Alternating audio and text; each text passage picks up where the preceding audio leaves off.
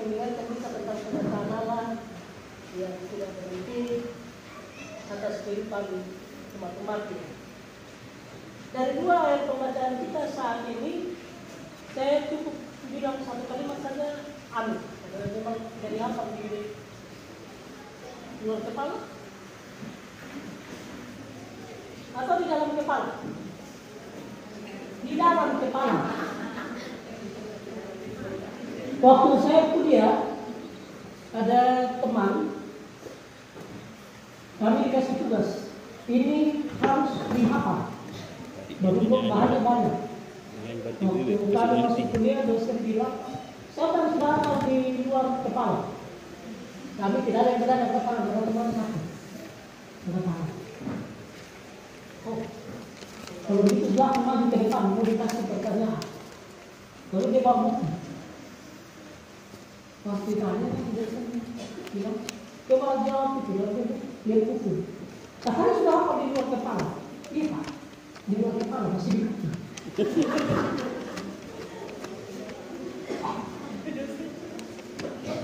Begitu ya? Sama dengan orang bilang saya hafal setengah, saya hafal mati. Kalau saya tidak akan hafal apapun kalau saya sudah mati. Yang kedua saya hafal ini. Begitu ya? Ini bagian Alkitab yang seharusnya sudah dihafal di dalam kepala, dihafal ini. Panggilan untuk memberitakan Injil. Panggilan untuk pergi menjadikan segala bangsa murid. Kalau pakai bahasanya Markus, segala makhluk. Oke, segala makhluk. Sekarang ini sudah menjadi hafalan bagi semua orang. Kita mau tes di kadar ibu.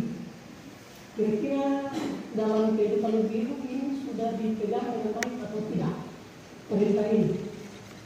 Pergilah, jadikanlah semua bangsa muridku. Saya kaget karena ternyata jalankan seluruh dunia. Tadi untuk sampai di sini saja ada ibu yang tersesat.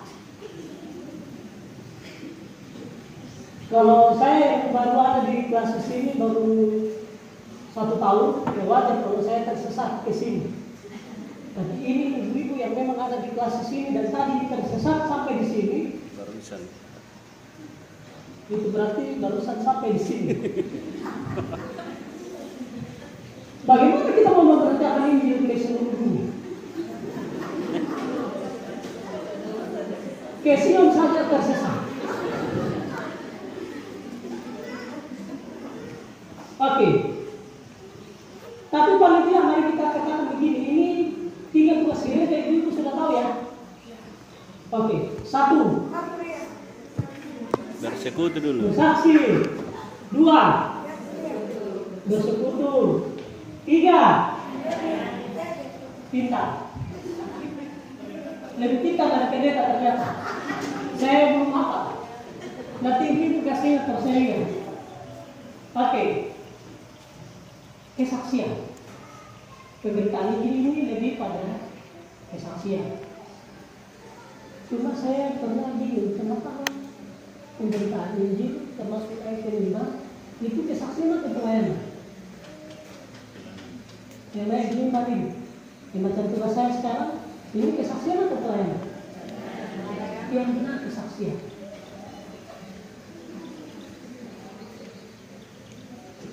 Kesaksian itu memberitakan tentang Kristus, memberitakan firman. Tapi 3 tugas ini, bersaksi, bersekutu, dan melayani, tidak bisa dipisahkan. Melayani itu Bapak Ibu yang dipahami oleh gereja sebagai melayani adalah kalau ada yang lapar, pergi kau kasih makan. Kalau pendetanya tidak ada tugasnya, berikan juga. Ya. Ya. Kalau tetanggamu tidak ada berasnya, kasih pinjam beras. Kalau perlu, kasih beras. Itu yang melayani. Artinya pelayanan adalah menutupi kebutuhan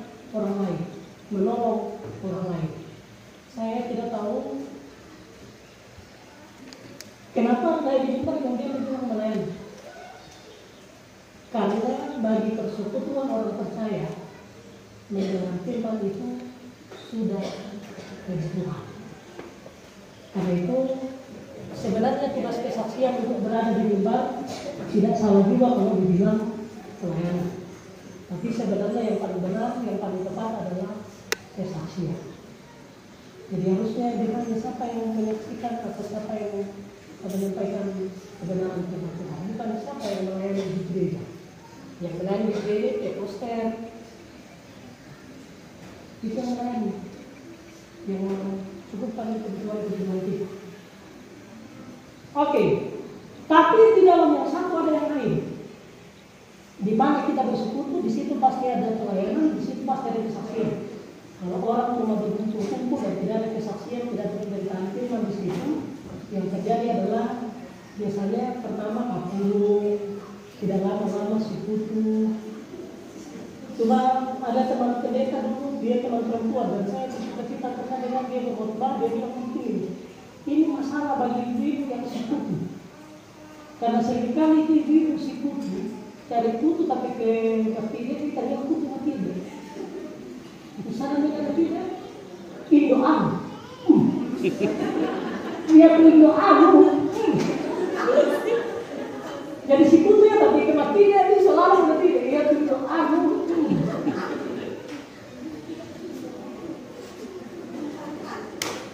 Begitu ya. Sekarang kita akan lihat dalam panggilan gereja, memberitakan ini dia adalah tugas kesaksian. Lalu pertanyaannya, kira-kira sudah seberapa banyak ibu-ibu menyelamatkan jiwa? Ini kalau bahasanya teman-teman kita, cari jiwa sebanyak-banyaknya. Ya, cari jiwa sebanyak-banyaknya. Saya mau tanya, kira-kira sudah berapa banyak kita sebagai ibu memperoleh jiwa? Halo? Apakah saya terdengar? Berapa banyak jiwa yang sudah saya selamatkan sebagai seorang ibu? Oke, pertanyaannya yang lebih praktis sedikit. Sudahkah saya menyelamatkan suami saya yang malas-malas ke gereja? Sudah ya? Kalau itu kita tidak masalah, ya suaminya pendeta. Kalau ibu kita saya tidak tahu, tapi tidak terlalu masalah karena dia dengan musik jadi pasti rajin ke gereja. Misalnya ketua PPR GTM klasis, kayaknya tidak masalah juga ini. Aktivis ya. Sudahkah saya menyelamatkan suami saya sebagai seorang ibu?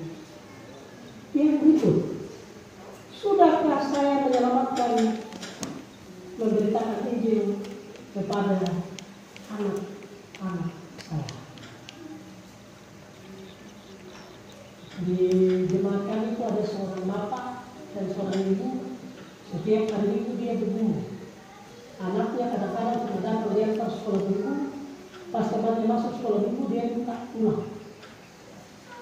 Tapi bapaknya dengan mamanya ganti-gantian datang. Seringkali bapaknya dulu datang, tidak lama mamanya lagi datang, tapi ya tetap harus pulang lagi. Tapi saya melihat bahwa ini perjuangan yang sangat berat yang dilakukan untuk menyelamatkan paling tidak satu jiwa. Jadikanlah bangsa begitu. Ini bukan hanya soal jadikanlah banyak orang menjadi pengikut Kristus secara KTP. KTP-nya diubah dulu ada A, B, C, sekarang menjadi anggota K, Kristen. Ya. Bukan cuma itu.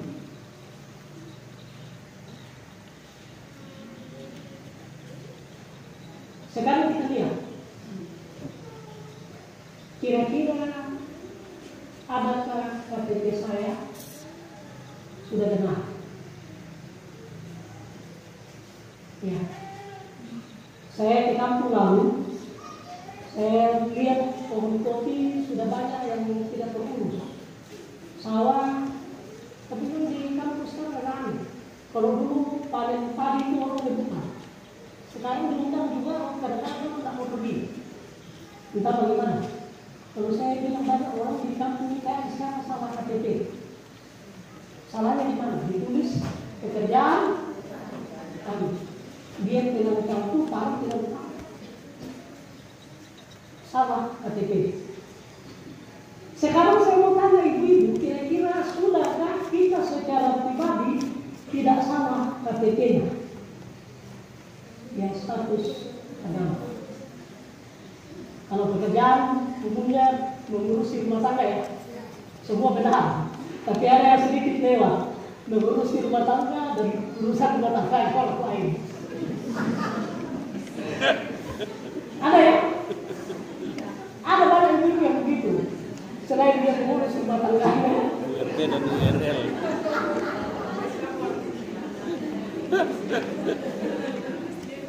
Oke, sekarang agamanya.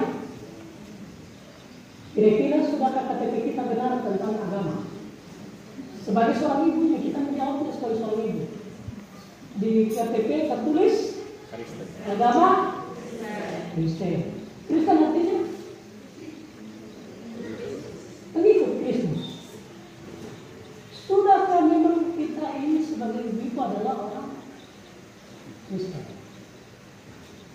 Ini sekali lagi saya pernah mau marah-marah sama seorang penulis. Begitu marahnya saya sama dia tidak punya namanya. Tapi saya pernah marah karena saya baca tulisannya dia tulis begini, mohon maaf ya. 80% masalah sosial kemasyarakatan penyebabnya adalah perempuan. Kalau ini salah jangan marah sama saya. Saya cuma membacanya. 80% masalah sosial kemasyarakatan penyebabnya adalah perempuan. Kalau ini benar, jangan marah pada dirimu sendiri. Ya, tapi mari kita renungkan ini. Kira-kira 80% itu, ya, apakah saya sudah tidak termasuk di dalamnya? Saya mendaftar di grupnya PPR kepada satu. Bolehkah saya masuk di grupnya PPR? Supaya saya jadi ketua PPR. Nanti kalau mau PPR saya terpaksa lewat grup. Ada yang pernah bilang tadi Pak Pendeta harap masuk ke ibu-ibu. Pertimbangkan kita boleh masuk atau tidak. Saya bilang saya masuk saja. Puji Tuhan yang setelah saya jadi anggota grupnya PPR BTN tidak ada di begini. Malah mungkin kata saya sudah masuk, sekarang sudah terlalu diam. Rem. Mungkin sudah jadi rem. Begitu ya? Oke. Jadi kita semua bangsa muridku. Ini menjadi murid bukan cuma menjadi Kristen ya, tapi menjadi orang yang sungguh-sungguh punya telinga, punya mata, punya perasaan seperti seorang murid. Siapa yang bilang begitu? Nabi siapa yang bilang begitu? Saya ini punya telinga seperti seorang murid, saya punya mulut seorang murid, saya punya itu yang dia bilang dua mulut dan telinga. Tapi kita tambah mata murid, tangan murid, hati murid. Siapa yang bilang itu? Oh, tidak ada yang urus nanti di CCA Natal nanti begitu. Om Yesaya. Itu Yesaya supaya dirinya kalau yang baik yang Om Yesaya bilang yes, saya. Begitu ya. Saya yang bilang Yesaya maksudnya percaya. Yes, saya.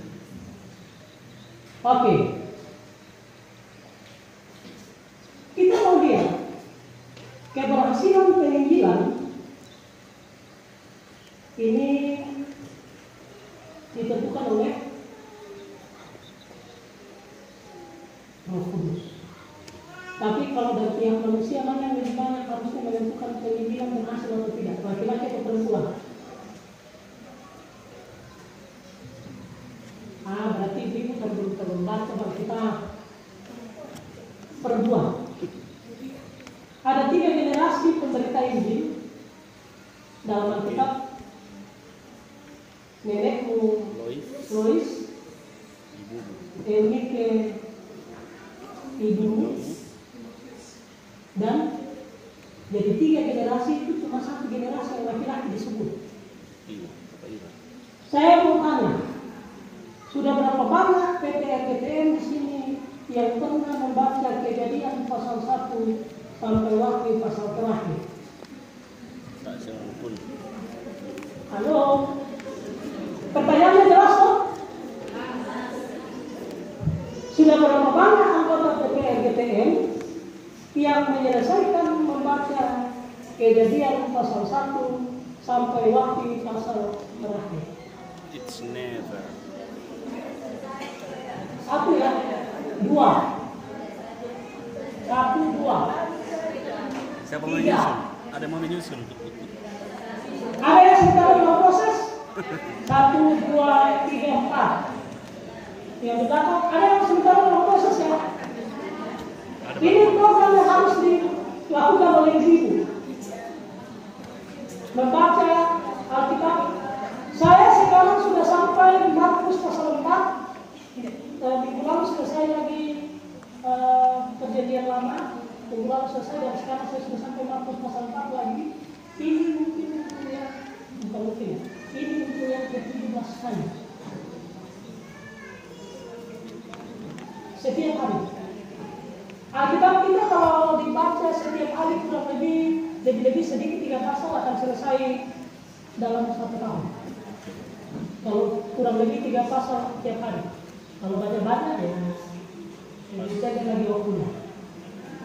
Oke. Bagaimana memberitakan firman? Firman saja tidak pernah membaca. Left? Saya memang heran dunia sekarang. Dunia sekarang berapa banyak ibu yang tidak punya Alkitab? Ada yang datang di sini tidak bawa Alkitab tapi bawa HP.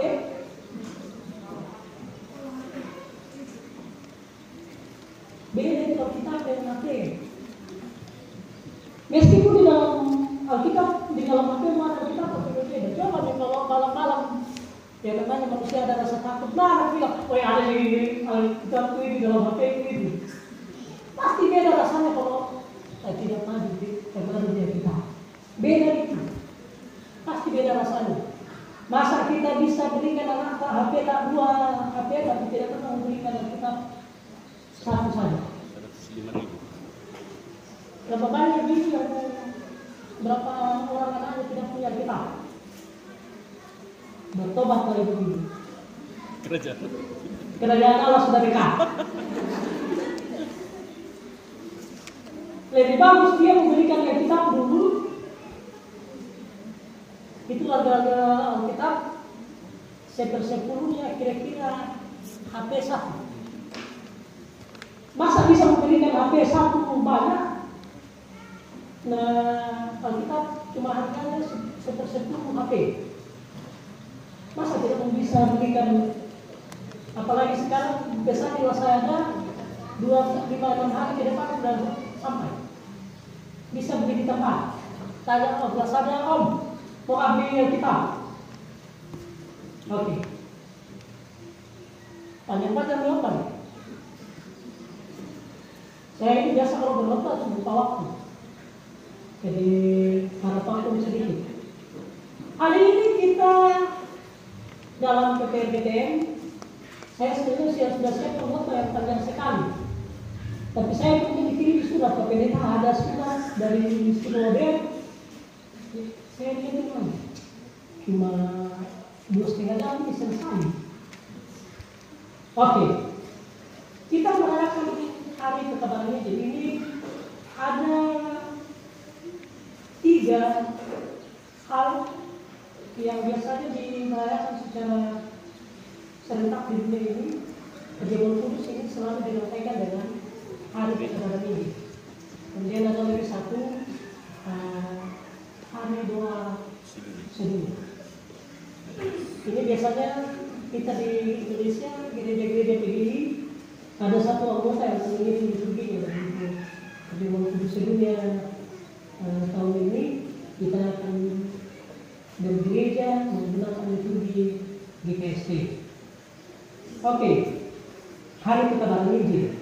Karena itu dalam hari kebenaran Injil ini kita membicarakan tentang pemberitaan Injil. Ibu-ibu dan bapak-bapak yang cuma sedikit jumlahnya, ada bapak-bapak juga tapi di luar. Mungkin karena dipikir ini memang kayaknya memang tidak ada itu bapak ya. Kalau bapak-bapak kumpulan itu ibu-ibu ada untuk memasak. Ya, tapi kalau ibu-ibu yang kumpulan seringkali saya datang ke kumpulan ibu-ibu, bapak-bapaknya tidak ada, ini memasak. Ini kayaknya kegagalan pemimpin yang berita ini. Betul ya? Saya kira ini semua kegagalan ibu-ibu menceritakan ini. Bayangkan, mau didoakan di satu keluarga, kumpulan komin, gede-gede, pas sampai di mana anak bapaknya, lagi tidur mancing. Yang berbicara untuk ibu-ibu yang kayak begini. Ini kegagalan ibu-ibu memberitakan ini. Kemudian yang berikut, kita memberitakan Injil kepada seluruh bangsa. Bangsa apa itu? Ada berapa bangsa di dunia ini sekarang? Di PBB mungkin 200 sekian ya. Negara yang terdaftar sebagai negara sekarang. Tapi kita di Indonesia saja, negara Indonesia itu banyak bangsanya. Bangsa Mamasa, bangsa Manda, bangsa Bugis, bangsa Mahasa, bangsa Batak. Masyarakat yang punya satu ikatan primordial, bahasa, suku, itu disebut sebagai bangsa. Karena ini kita ada bangsa Batak, ada bangsa Dayak, banyak bangsa ya. Di Indonesia itu kalau mau hitung bangsa, banyak di negara Indonesia. Sekarang kita mau tanya, ya, seluruh bangsa, kira-kira bangsa terdekat kita, di rumah kita, bangsa-bangsa terdekat, sudahkah kita memberitakan Injil ke sana? Tetangga dekatnya. Kalau saya di atas, puji Tuhan, ya, kalau pemberitaan Injil untuk menyelamatkan jiwa dari agama lain menjadi Kristen, ya, itu yang harus saya kerjakan karena saya bertetangga dengan teman-teman yang rata-rata Islam. Tapi paling tidak saya sudah memberitakan ini bagi teman-teman kita. Kalau saya datang di toko terdekat dari rumah kami untuk belanja, mereka bilang, "Pak Pendeta, terima kasih karena setiap kali datang kita pasti tersenyum, kita pasti ketawa." Itu sudah memberitakan ini, kabar baik. Daripada banyak orang masih ibu-ibu dari sana masih jauh, dia sudah ngomong memang ada ibu yang kira-kira begitu temannya. Ini artinya kabar baik ya. Jadi di mana kita ada suasana yang baik, orang merasa tenang, senang. Tapi banyak orang baru dari sana itu keluar tidak merusak. Berapa banyak ibu yang kira-kira ditakuti teman seperti itu. Bagaimana dia mau menjadikan bangsa mulia? Yang terjadi adalah dia selalu di mana-mana melacak, merusak. Tahu itu ibu-ibu adalah orang yang paling aneh di dunia. Tahu kenapa paling aneh di dunia? Karena dia menyatakan pengumuman dengan cara berbisik.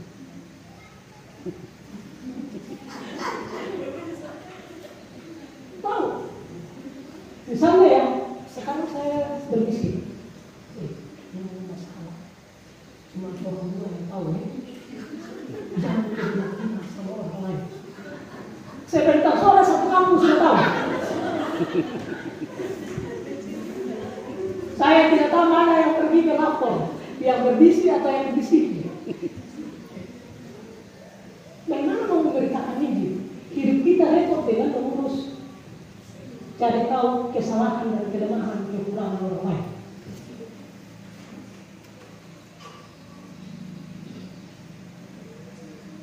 Ini saya selalu bilang, ini ibu-ibu ini memang lucu karena caranya dia menyampaikan pengumuman adalah dengan berbisik. Sekarang sebentar sore satu kampus sudah tahu bagaimana caranya ini.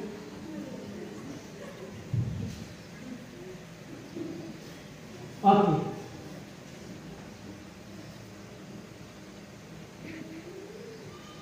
Ibu-ibu, saya selalu bilang, seharusnya kita adalah orang yang paling berhasil dalam pekerjaan. Tahu kenapa? Kalau bapak-bapak pergi, dia selalu pulang karena merindukan istri.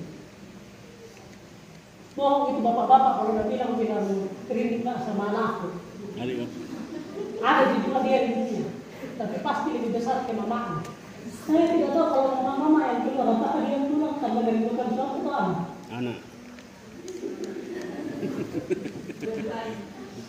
Mana yang lebih besar? Anak. Kalau saya itu aku bilang itu satu kelemahannya dan kuat. Mana yang duluan kenal? Suami atau anakmu?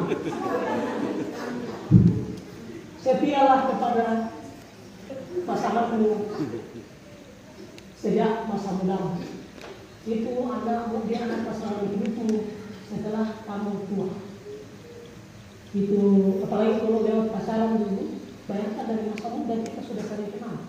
Masa sekarang perhatian berkurang. Tahu kenapa banyak rumah tangga rusak, hancur? Perhatiannya ibu sudah mulai berkurang. Dulu waktu masih pacaran, sayang bisa dihitung itu tidak terhitung dalam satu hari. Setelah menikah yang ada adalah marah-marah. Di rumahnya tidak ada Injil, di rumahnya tidak ada sukacita, di rumahnya tidak ada kebahagiaan. Oke. Sekarang saya mau tanya, kira-kira seberapa besar tempatnya penderitaan ini dalam hidup kita ibu? Di doa ibuku nama ku disebut. Kalau tadi itu lagu yang tadi itu lagu 53 dari saya itu sudah terlalu dari di bawah saya tulis sekali lagi. Sekarang saya mau tanya ibu-ibu yang berdoa kalau bangun pagi. Semua ya? Puji Tuhan. Nanti ada tanya ibu-ibu pagi-pagi memang semuanya sudah ribut. Kenapa? Ibu-ibu bangun dia tidak ingat penderitaan ini, dia tidak ingat tentang perkara-perkara yang dia ingat. Woi mana korek? Kami itu berlokok terus habis semua pakai berlokok korek tidak tahu di mana taruh. Masih pagi-pagi sudah berkelahi orang di rumah.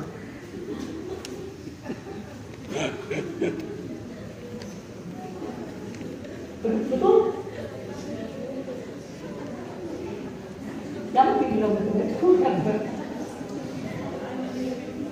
Oke.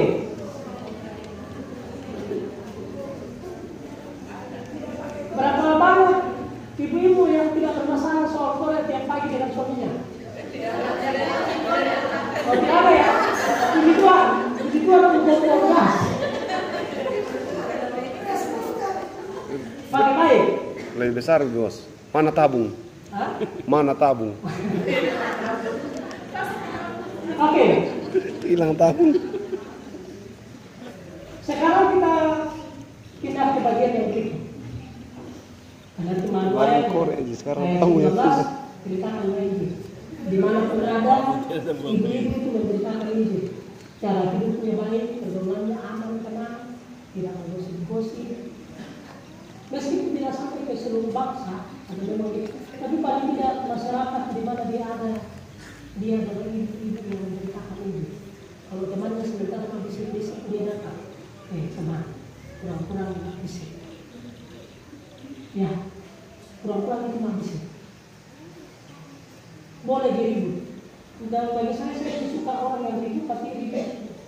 Pokoknya keluar bebas begitu semua menyelesaikan masalah. Tidak ada udang di balik batu. Ada juga ibu-ibu ngomongnya bagus sekali. Ya bu, kita serah. Tapi di belakangnya hancur.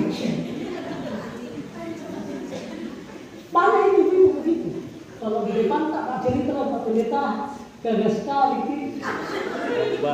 Pak Pendeta itu anak baik kalau, tapi kalau di belakang begitu pendeta gagal memang. Oke. Lalu yang berikut dalam pembacaan kita di bagian-bagian terakhir agama mereka melakukan segala sesuatu termasuk itu yang terakhir ini. Dan ketahuilah aku menyertai kamu senantiasa sampai kepada akhir zaman. Orang yang memberitakan Injil dia akan disertai Tuhan sampai akhir zaman. Kapan akhir zaman? Saya juga tidak tahu. Jangankan saya, sedangkan Tuhan Yesus saja tidak tahu. Betul? Saya tidak tahu, hanya Bapakku yang tahu. Tuhan Yesus saja tidak tahu, apalagi saya. Tapi bisa terjadi hari ini, bisa terjadi besok, bisa terjadi nanti tahun depan, bisa nanti 1 abad, bisa nanti 1000 tahun lagi, terserah Tuhan, bukan urusan kita. Siapa yang bersuka cita kalau saudara hadir hari ini?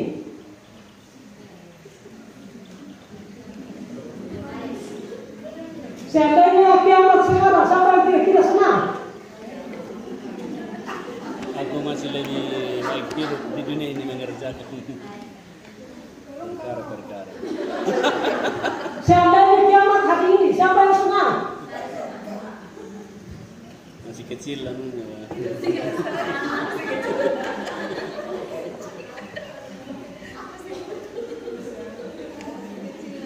Bertobat. Kerajaan Allah sudah dekat. Ini pertanda.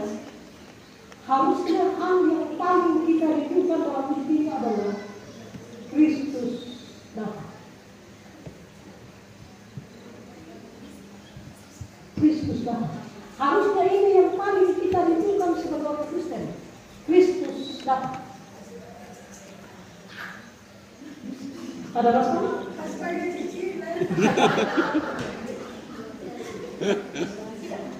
Oke. Jangan terlalu jujur. Oke, silakan semoga besok setiap kali kita bangun pagi kita semakin bersuka cita menunggu kedatangan Kristus. Kalau hari ini kita terkejut, kaget, mudah-mudahan besok kita sudah mulai bilang semoga Kristus sudah cepat-cepat datang. Bangun 2 hari ke depan kita akan bilang mudah-mudahan tinggal 10 tahun. Bangun lagi mudah-mudahan tinggal 5 tahun. Dan suatu saat semoga kita bangun dan bilang Tuhan, kapanpun itu terjadi, saya bersuka cita. Kalau itu sudah terjadi, yakinlah janji Tuhan yang kita dengarkan sekarang. Aku menyertai kamu sampai akhir zaman akan terwujud. Tapi kalau kita masih takut tentang Kristus datang hari ini, bertobat. Amin.